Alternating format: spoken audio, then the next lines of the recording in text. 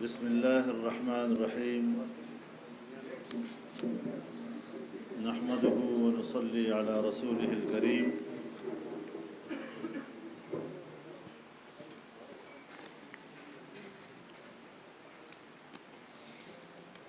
ہمارے لیے انتہائی خوشی کے لمحات ہیں جب پشتونخوا خطے کے اور ضلع مردان کے انتہائی نامور شخصیات جناب اعظم خان صاحب اور جناب عدنان خان صاحب آج جمعیت علماء اسلام میں باقاعدہ شمولیت کا اعلان کر رہے ہیں، اور ہمیں اس بات کی بھی خوشی ہے کہ اس مجلس میں ہمارے نہایت قابل احترام سینیٹر جناب دلاور خان صاحب بھی تشریف فرما ہیں۔ جمعیت علماء اسلام کی طرف ان با اثر شخصیات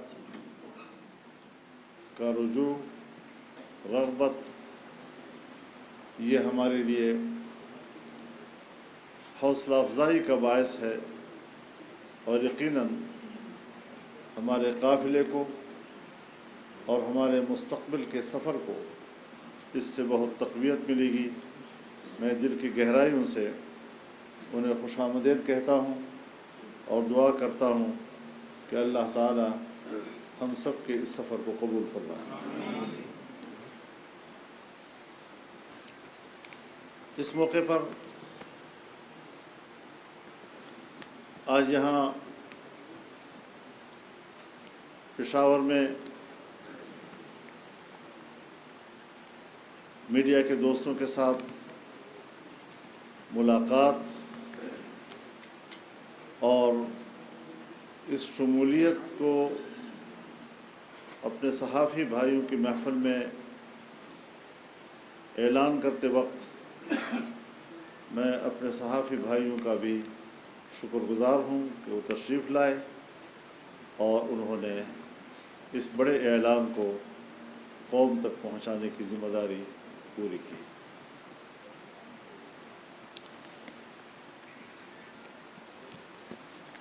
اس میں کوئی شک نہیں ہے کہ ملک اس وقت بڑے بحرانوں کا مقابلہ کر رہا ہے۔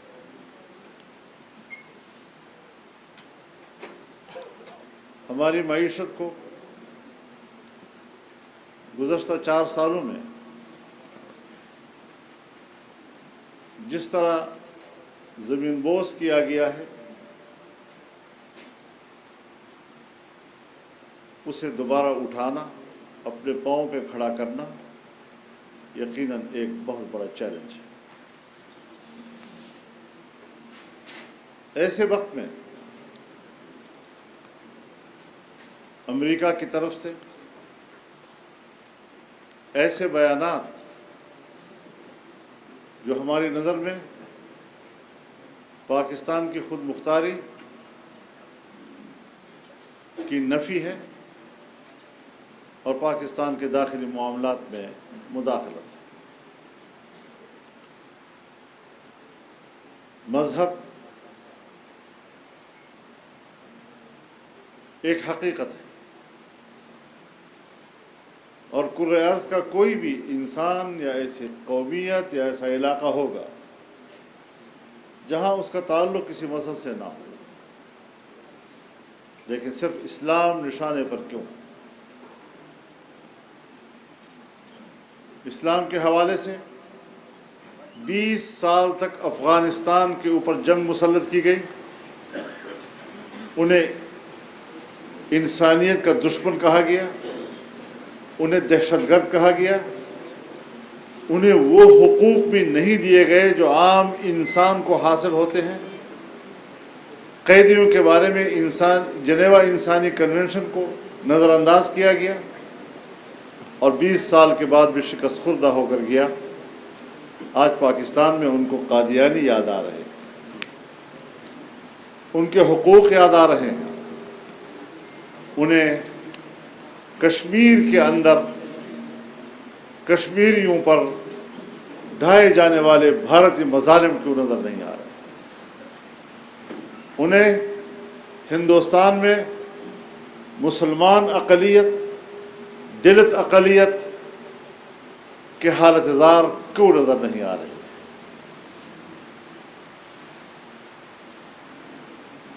ہماری اپنی پارلیمنٹ ہے, ہماری اپنی پارلیمنٹ سپریم ہے,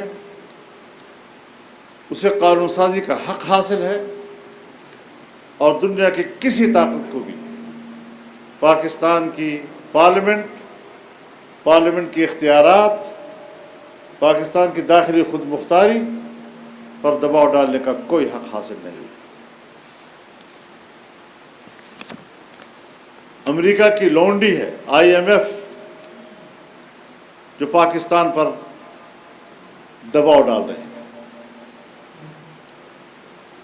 جہاں ہم دیوالیہ پن کے بالکل کنارے کھڑے تھے اور وہاں سے واپس آ کر پاکستان نے منوا لیا کہ وہ وائٹ لسٹ میں واپس آ گیا ہے, آج وہ نئے قسطیں ادا کرنے کے لیے ہم پر مزید نئے شرائط عائد کر رہے ہیں.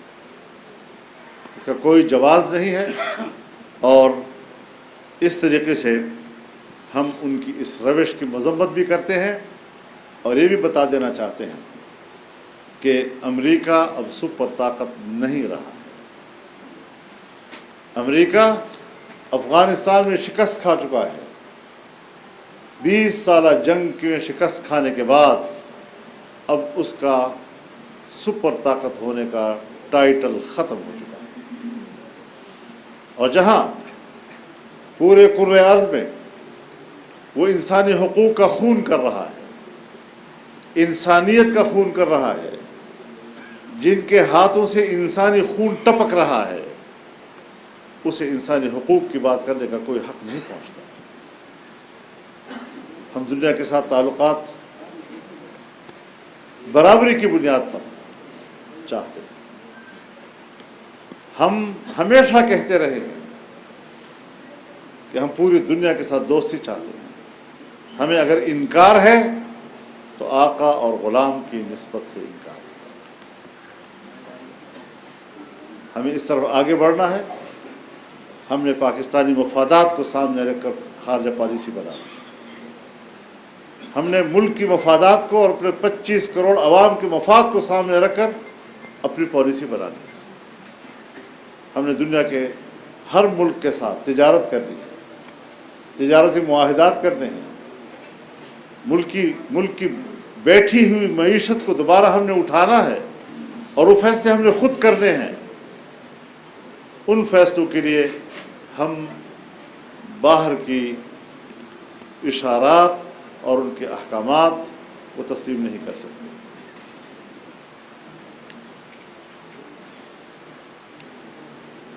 اور کسی طرح بھی ہم اپنی معاشی خود مختاری پر سودا کرنے کو تیار نہیں. اس وقت ہمارا صوبہ خیبر پختونخوا دیوالیہ ہو چکا ہے.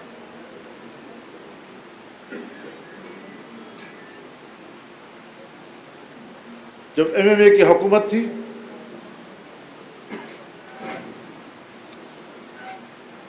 تو حکومت چھوڑتے وقت صوبے پر 78 ارب کا قرضہ تھا. ANP نے حکومت چھوڑی تو 117 ارب. اب PTI کی حکومت ہے. اس وقت تقریباً 1000 ارب ڈالر تک ہمارا قرضہ پہنچ چکا ہے.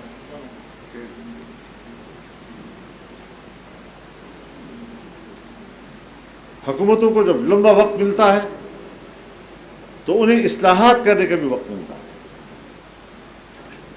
انہیں معاشی استحکام کا وقت بھی ملتا ہے, لیکن انہوں نے ترقی معکوس کی.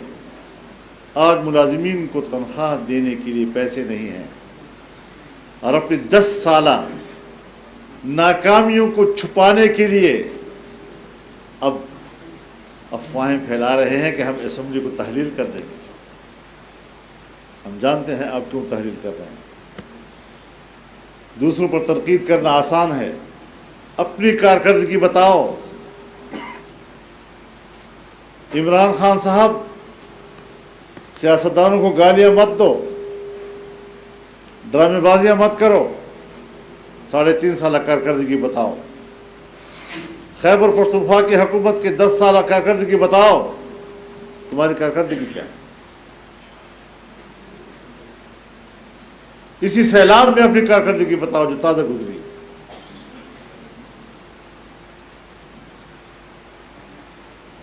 پرائیویٹ رفاہی تنظیموں نے کام کیے، لوگوں تک پہنچے۔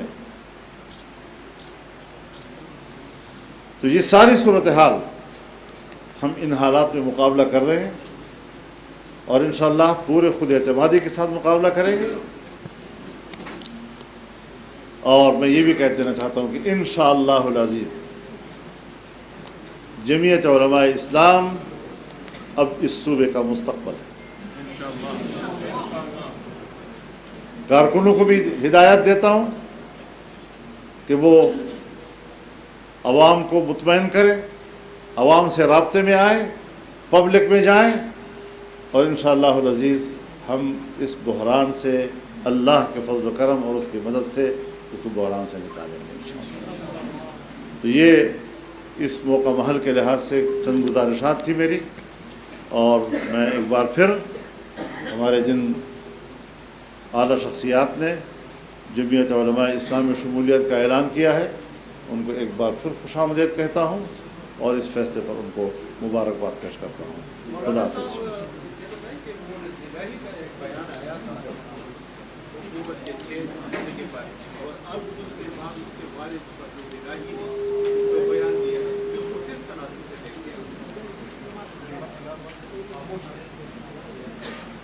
کیا بیان دیا ہے جی؟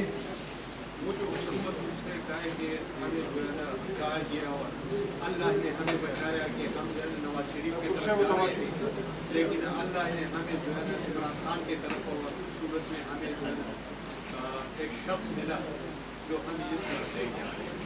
مطلب اسی کے ساتھ یہ کہ عمران خان صاحب کہتے ہیں کہ بھاجپا صاحب نے ڈبل گیم کھیلی ہے، ہمارے ساتھ بھی ہمیں جو کہتے رہے، پورے اپوزیشن کے ساتھ بھی ملتے رہے، صاحب کا بھی یہی کہنا ہے۔ مجھے آپ ان کا ان 7-8 سالوں میں یا جو حکومت انہوں نے کیا 3.5 سال میں، یہ بتا دیں کہ کون سا وہ فیصلہ ہے کہ جو اس نے کیا اور بعد میں یہ نہیں کہا کہ مجھ سے غلطی ہوئی۔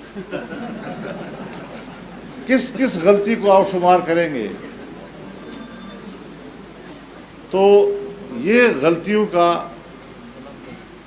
پلندہ ہے، بار بار غلطی کا اعتراف، اور پھر کہتے ہیں یہ میرا بڑا پن ہے، میں غلطی کا اعتراف کر رہا ہوں۔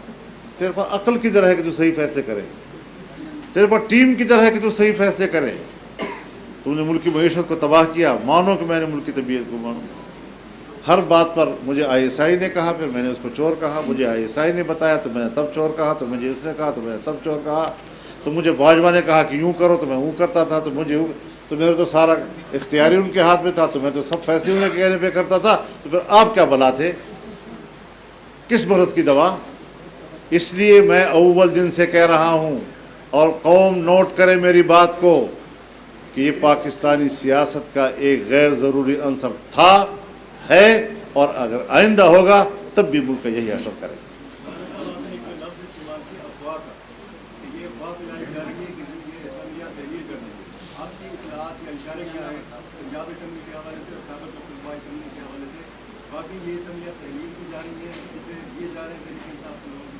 آپ عادل تو نہیں ہیں؟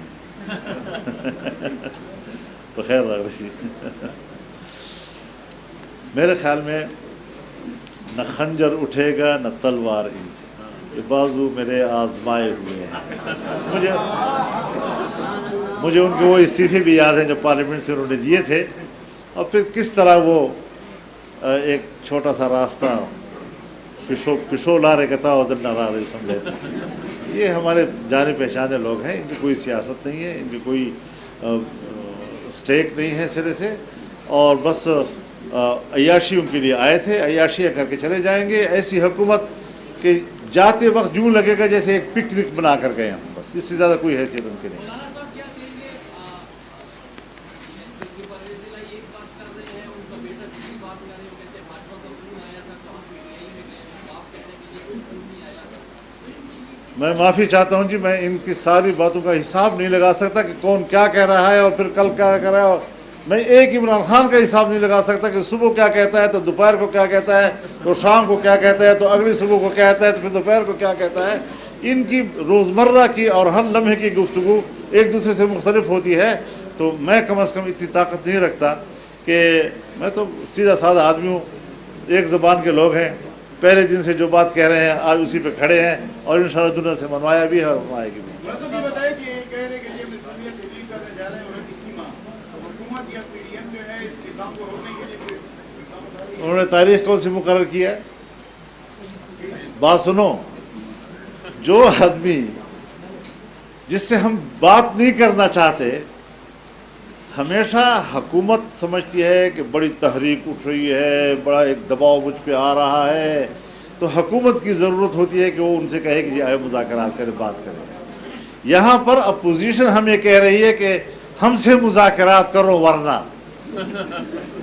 हमसे मुज़ाकरात करो वरना क्या, फिर 16 दिसंबर के बाद सोचेंगे। तो 16 दिसंबर आपके अपने जनरल न्याजी का तारीख दिन है, अपनी तारीख दोहराने की तरफ जा रहे हो। हम 16 दिसंबर की तारीख को जानते हैं कि तारीख का एक सियाह तरीन दौर जो एक न्याजी की तरफ मंसूब है, और आज एक नया न्याजी वो फिर हमें 16 दिसंबर याद दिला रहा है। मौलाना साहब ये बताएंगे, ये तो पाकिस्तान की सियासत में जो कुछ हो रहा है, इसमिया तोड़ते हैं, इंतखाबात होते हैं, ज़िमनी इंतखाबात, ये सब तो होता है, लेकिन आज इस मुल्क के अवाम का जो सबसे बड़ा मसला है वो है महंगाई का। इमरान खान ने कहा कि मैं महंगाई खत्म करूँगा, महंगाई बढ़ती जा रही है। फिर ये हुकूमत आई, इसमें जो है ना महंगाई कंट्रोल नहीं हो रही है।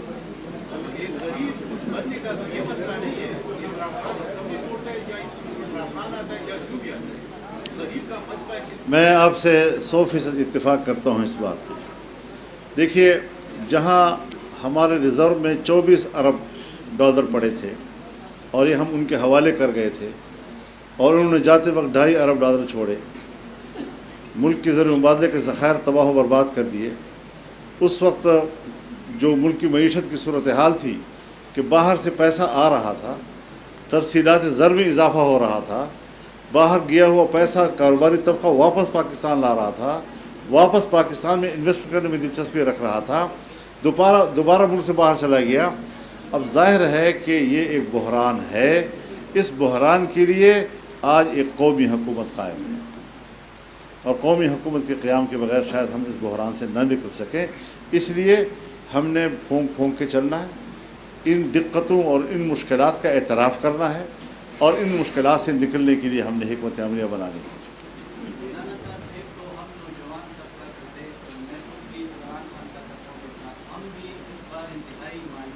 थोड़ी सी जवानी से अब आगे बढ़े हैं तो ठीक हो गए हो।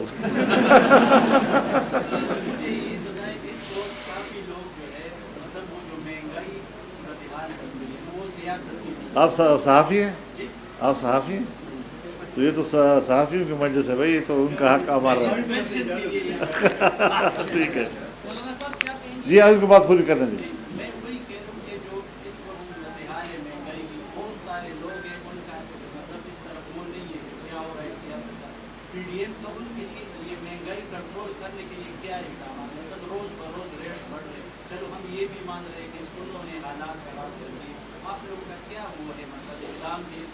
हमें यकीन जानिए, हमें इसका अंदाज़ा नहीं था कि हम इस कदर दलदल में जा चुके हैं कि जब हम मुल्क को मुश्किल से निकालेंगे तो इतनी बड़ी मुश्किलात सामने आएंगी। इस किस्म के सख्त सवालात का हमें सामना करना पड़ेगा, ये हमें भी उम्मीद नहीं थी उस वक्त, लेकिन आज मालूम हो रहा है कि किस कदर हमें, और ये सिर्फ अकेले इसलिए नहीं है, ये जो बैनुल-अक़वामी इदारे हैं वो भी पाकिस्तान को माशी तौर पर कमज़ोर करने की पॉलिसी पे गामज़न है, और ये उन्हीं की नुमाइंदगी करता रहा है। पहली मरतबा बैन अवी इदारों को चैलेंज किया जा रहा है और उनको कहा जा रहा है कि हम आपके दबाव में नहीं आएंगे, हम रूस से भी बात करेंगे, हम चाइना से भी बात करेंगे, हम सऊदी अरब से भी बात करेंगे। और इन दोस्तों का जो चाइना की सूरत में है या सऊदी अरब की सूरत में है, इन 3.5 सालों में जो उनका एतमाद हमने मजरूह किया है, उस एतमाद को दोबारा बहाल करने में दिक्कत महसूस हो रही है, लेकिन इंशाअल्लाह कामयाब हो जाएंगे। बहुत शुक्रिया, बड़ी नवाजिश। क्या आप देख रहे हैं इमरान खान को सरकार की कह रहे हैं कि दावत देना चाहता हूँ, आप दावत निकल रही है,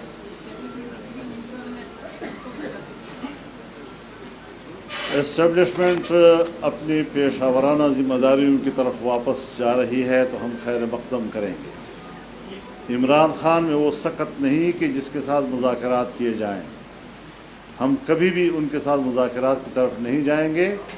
और ये नहीं कि वो हमें कोई अल्टीमेटम दे रहा है, अल्टीमेटम दे जो कुछ भी करे, उनका लॉन्ग मार्च फरलॉन्ग मार्च बन गया, उनका टारगेट जो है वो इस्लामाबाद था तो पिंडी बन गया, तो पिंडी में गेट नंबर 4 था तो उसके बाद फैज़ाबाद में आके जमा हो गए, तो उसके बाद एक लंबा अरसा बैठना था तो 1 घंटे के लिए बैठ के चले गए। तो ये तो उनका नुज़ूल का दौर है जी, और इंशाअल्लाह खात्मे की तरफ जाएंगे इंशाअल्लाह। बहुत शुक्रिया, मेहरबानी। चले जाए राइट तरफ और प्रधान की जो मेहमान है लेफ्ट तरफ चले जाए।